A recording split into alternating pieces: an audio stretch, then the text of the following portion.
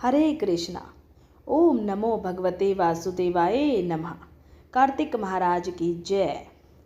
सर्वोच्च भगवान श्री कृष्ण आप सभी भगतजनों पर अपना आशीर्वाद सदा सर्वदा बनाए रखें और आप सभी की मनोकामनाएं पूर्ण करें। आज कार्तिक मास के दूसरे दिन आप सभी सुनेंगे कार्तिक मास महात्म्य का दूसरा अध्याय।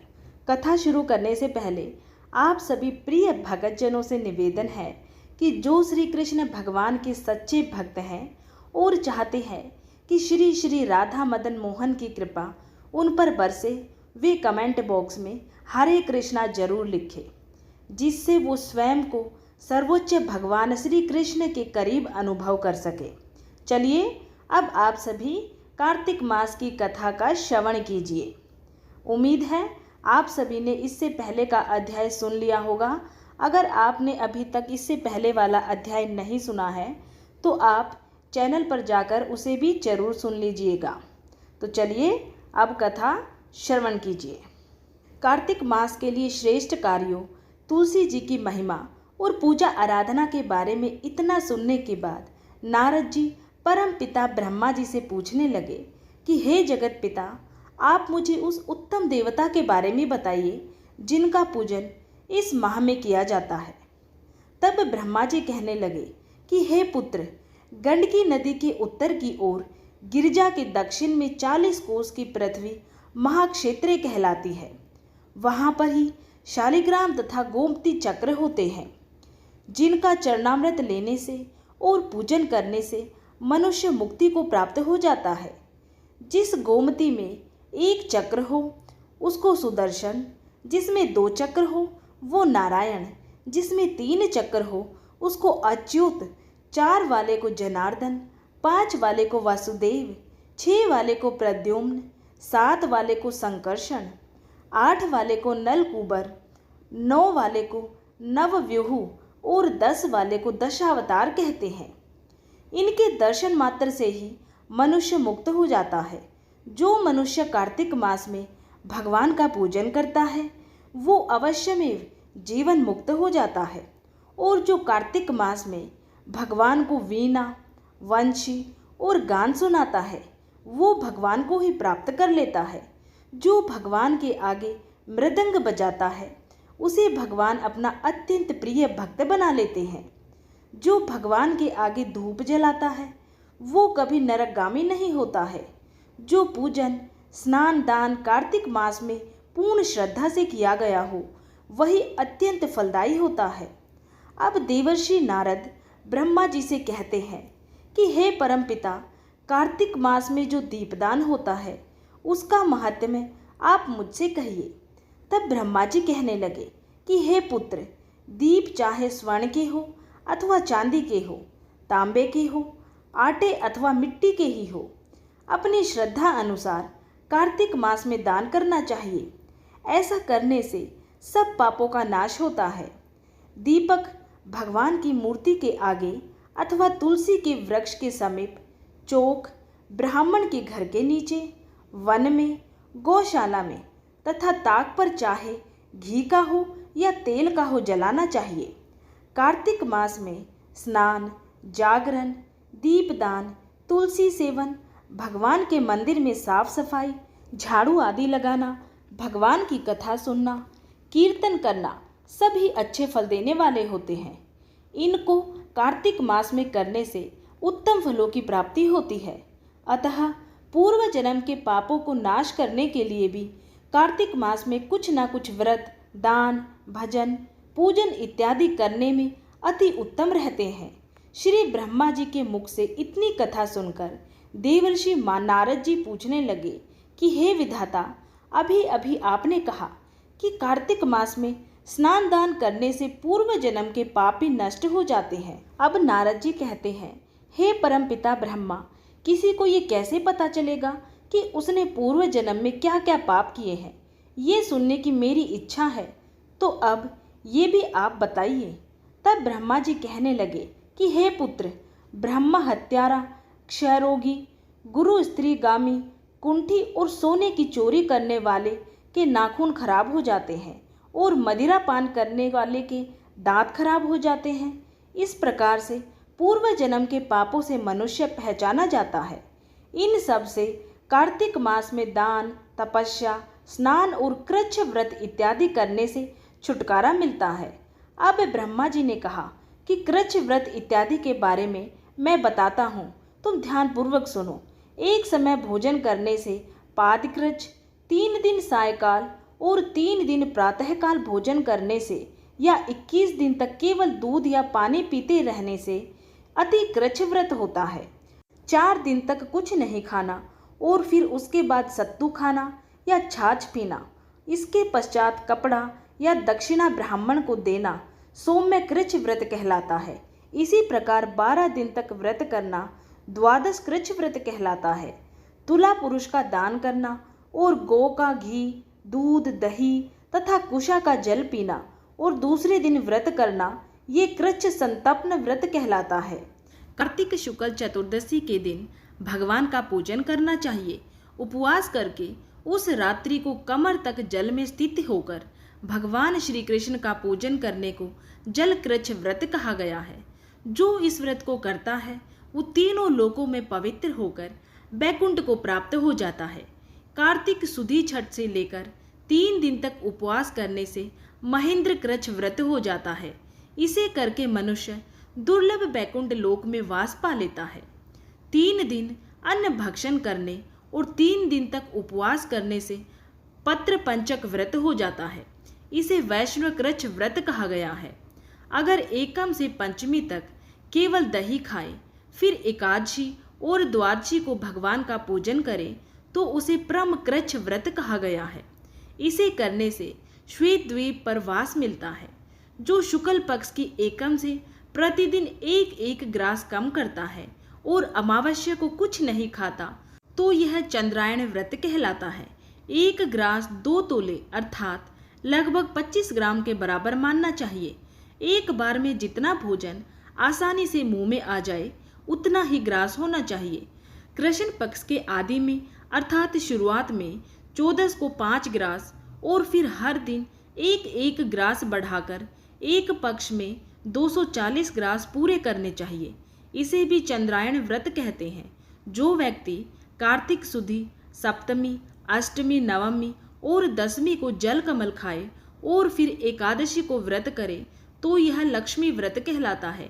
इस लक्ष्मी व्रत को करने वालों पर श्री लक्ष्मी जी कृपा हमेशा बनी रहती है और अंत में उन्हें भगवान विष्णु के बैकुंठ लोक में वास मिलता है। यदि स्त्री व्रत करे तो अपने पति की लंबी आयु की कामना के लिए भगवान की प्रार्थना करे। दिन भर भोजन नहीं करना चाहिए।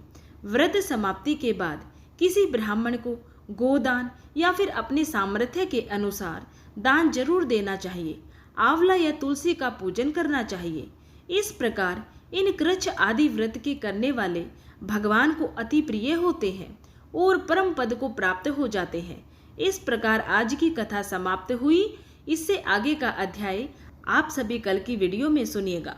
बोलिए श्री कृष्ण भगवान की जय।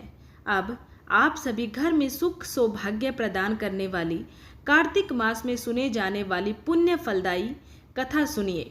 एक नगर में एक ब्राह्मण और ब्राह्मणी रहते थे। वे दोनों प्रतिदिन 7 कोस दूर गंगा और यमुना नदी में कार्तिक स्नान करने जाते थे। इतनी दूर आने जाने में ब्राह्मण की पत्नी थक जाती थी। एक दिन उसने अपने पति से कहा कि हमारा एक पुत्र होता तो कितना अच्छा रहता। पुत्र की बहू आती तो हमें घर वापस जाने पे खाना भी बना हुआ मिलता और बहू घर का काम भी कर देती।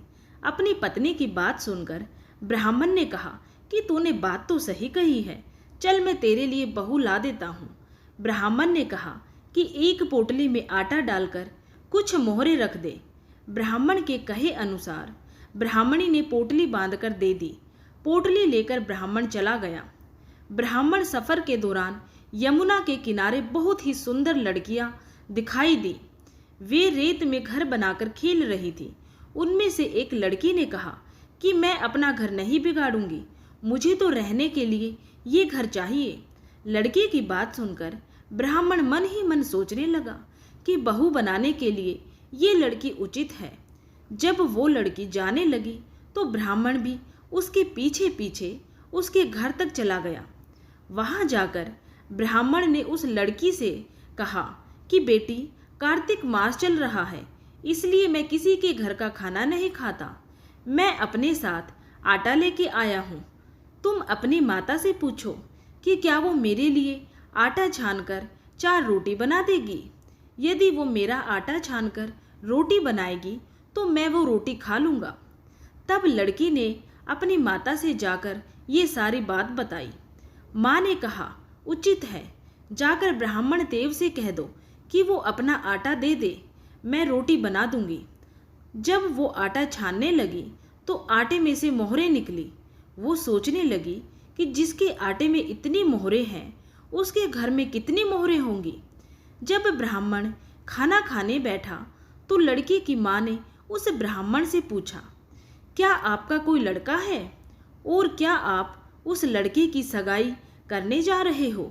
ये सुनकर ब्राह्मण ने कहा कि मेरा लड़का तो काशी जी पढ़ने गया है, लेकिन यदि तुम कहो तो खांड कटोरे से विवाह करके मैं तेरी बेटी को अपने साथ ले जाता हूँ। लड़की की माँ ने कहा, ठीक है ब्राह्मण देव। इस पर लड़की की माँ ने लड़की की खांड कटोरे के साथ शादी करके ब्राह्मण के साथ भेज दिया। ब्राह्मण ने घर आकर अपनी पत्नी से कहा कि रामू की माँ दरवाजा खोलकर देख, मैं तेरे लिए बहू लेके आया हूँ। ब्राह्मण की पत्नी भीतर से ही बोली, हमारे तो कोई बेटा बेटी नहीं है, तो बहू कहाँ से आए। दुनिया ताने मारती थी, अब आप भी मारने लगे हो। ब्राह्मण ने कहा, तू दरवाजा खोल के तो देख। जब ब्राह्मणी ने दरवाजा खोला तो सामने बहू को खड़ी देखा। उसने बहू का स्वागत किया और आदर सत्कार से घर के अंदर ले गई। अब जब ब्राह्मण अपनी पत्नी के साथ नदी में कार्तिक स्नान करने जाता तो पीछे से बहू घर का सारा काम करके और खाना बना के रखती थी। वो उनके कपड़े धोती और रात को हाथ पैर भी दबाया करती थी। इस तरह बहुत दिन बीत गए। ब्राह्मणी ने अपनी बहू से कहा कि बहू, कभी भी चूल्हे की आग मत बुझने देना और मटके का पानी खत्म मत होने देना। परंतु एक दिन जब ब्राह्मण ब्राह्मणी कार्तिक स्नान के लिए गए हुए थे तो चूल्हे की आग बुझ गई। ये देखकर बहू घबरा गई और भागी भागी अपनी पड़ोसन के पास गई और कहा कि मेरे चूल्हे की आग बुझ गई है, मुझे थोड़ी सी आग चाहिए। मेरे सास ससुर सुबह 5 बजे से गए हुए हैं, वो थके हारे हुए घर आएंगे, इसलिए मुझे उनके लिए खाना भी बनाना है। यह सुनकर पड़ोसन ने कहा कि तू तो बावली है, तुझे ये दोनों मिलकर पागल बना रहे हैं। इनके कोई पुत्र नहीं है, ये निसंतान है। बहू ने कहा, नहीं ऐसा मत बोलो, इनका बेटा तो बनारस काशी जी पढ़ने गया हुआ है। इस पर पड़ोसन ने कहा कि ये तुझे झूठ बोल कर लाए हैं, मेरी बात सच मान, इनके कोई बेटा नहीं है। अब बहू पड़ोसन की बातों में आ गई और कहने लगी कि अब आप ही बताओ मैं क्या करूं। पड़ोसन ने कहा कि करना क्या है, जब तुम्हारे सास ससुर आए तो जली हुई रोटियां बना के देना और बिना नमक की दाल बना कर देना। खीर की कड़छी दाल में और दाल की कड़छी खीर में डाल देना। पड़ोसन ने उसे अच्छे से सिखा पढ़ा दिया। फिर जब उसके सास ससुर घर आए तो उसने ना तो उनका आदर सत्कार ही किया और ना ही उनके कपड़े ही धोए। जब उसने सास ससुर को खाना दिया तो सास बोली, बहू आज ये रोटियां जली हुई क्यों हैं और दाल भी अलोनी है। तब बहू ने पलटकर कहा कि एक दिन ऐसा खाना खा लोगे तो कुछ बिगड़ नहीं जाएगा। सास ससुर को खरी खोटी सुनाकर वो फिर से पड़ोसन के पास गई और बोली कि अब आगे क्या करना है। पड़ोसन ने कहा कि अब तुम 7 कोठों की चाबी मांग लेना। अगले दिन जब ब्राह्मण और ब्राह्मणी कार्तिक स्नान करने के लिए जाने लगे तो बहू अड़ गई कि मुझे तो 7 कोठों की चाबी चाहिए। तब ससुर ने कहा कि इसे चाबी दे दो। तब ब्राह्मणी ने बहू को चाबी दे दी। अब सास ससुर के जाने के बाद जब बहू ने दरवाजे खोले तो देखा किसी में अन्न भरा है, किसी में धन भरा है और किसी कोठे में बर्तन पड़े हैं। जब उसने सबसे ऊपर का 7वां कोठा खोला तो देखा कि शिव जी, पार्वती माता, गणेश जी, लक्ष्मी माता जी, पीपल पथवारी, कार्तिक के ठाकुर, राय दामोदर, तुलसी जी का बिड़वा, गंगा यमुना और 33 कोटि देवी देवता विराजमान है। वहीं पर एक लड़का चंदन की चौकी पर बैठा माला जप रहा है। ये सब देखकर उसने लड़के से पूछा कि तुम कौन हो? तब लड़का बोला कि मैं तेरा पति हूँ। अभी जा और दरवाज़ा बंद कर दे। जब मेरे माता पिता आएंगे तब वो ही दरवाज़ा खोलेंगे। ये सब देखकर बहू बहुत खुश हो गई और 16 श्रृंगार करके सुंदर सुंदर वस्त्र पहनकर अपने सास ससुर का इंतजार करने लगी। उसने अपने सास ससुर के लिए अच्छे अच्छे पकवान बनाए। जब उसके सास ससुर घर पर वापस आए तो उसने उनका आदर सत्कार भी किया और प्रेम पूर्वक खाना खिलाया और अब हाथ पैर दबाने लगी। पैर दबाते दबाते बहू ने अपनी सास से कहा कि माँ जी, आप इतनी दूर गंगा यमुना स्नान करने के लिए जाती हो तो आप थक जाती हो, इसीलिए आप घर पर ही स्नान क्यों नहीं करती? बहू की ये बात सुनकर सास कहने लगी कि बेटी, गंगा यमुना घर पर तो नहीं बहती है। तब उसने कहा, हाँ माँ जी, बहती है, चलो मैं आपको दिखाती हूँ। जब बहू ने 7वां कोठा खोलकर दिखाया तो उसमें शिव जी, माता पार्वती जी, गणेश जी, लक्ष्मी जी, पीपल पथवारी, कार्तिक के ठाकुर राय दामोदर, तुलसी जी का बिड़वा, गंगा यमुना बह रही थी और 33 कोटि देवी देवता विराजमान थे। वहीं चौकी पर बैठा एक लड़का माला का जाप कर रहा था। माता ने उसे देखकर कहा कि बेटा तू कौन है? लड़का बोला, माँ, मैं तेरा बेटा हूँ। तब ब्राह्मणी ने पूछा कि तू कहाँ से आया है? लड़के ने जवाब दिया कि मुझे कार्तिक देने भेजा है। माँ ने कहा, बेटा, ये संसार कैसे मानेगा कि तू मेरा बेटा है? माँ ने कहा, कुछ विद्वान पंडितों से मदद मांगी। पंडित ने कहा, इस पार बहू बेटा खड़े हो जाए और उस पार माँ खड़ी हो जाए। माँ ने चमड़े की अंगियाँ पहनी हो और छाती में से दूध की धार निकलकर बेटे की दाढ़ी मूछ भीगे और पवन पानी से गठजोड़ा बंधे, तब मानेंगे कि ये इस माँ का ही बेटा है। उसने ऐसा ही किया। चमड़े की अंगियाँ फट गई और छाती में से दूध की धार निकलकर बेटी की दाढ़ी मूछ भीग गई। पवन पानी से बहू बेटे का गठजोड़ा बंध गया। ये सब देखकर ब्राह्मण और उसकी पत्नी की खुशी का कोई ठिकाना ही ना रहा। तो ये थी कार्तिक मास की पावन पुण्य फलदायी कथा। हे कार्तिक के ठाकुर, जैसे ब्राह्मण और ब्राह्मणी को बहू बेटा दिया वैसे ही सबको देना। कार्तिक मास की कथा कहने, सुनने और हुकारा भरने वाले सब पर कृपा करना। बोलिए कार्तिक महाराज की जय। ऐसी ही धार्मिक कहानियाँ सुनने के लिए और कार्तिक मास के आगे के अध्याय को सुनने के लिए चैनल को सब्सक्राइब जरूर करें। वीडियो देखने के लिए आप सभी का धन्यवाद।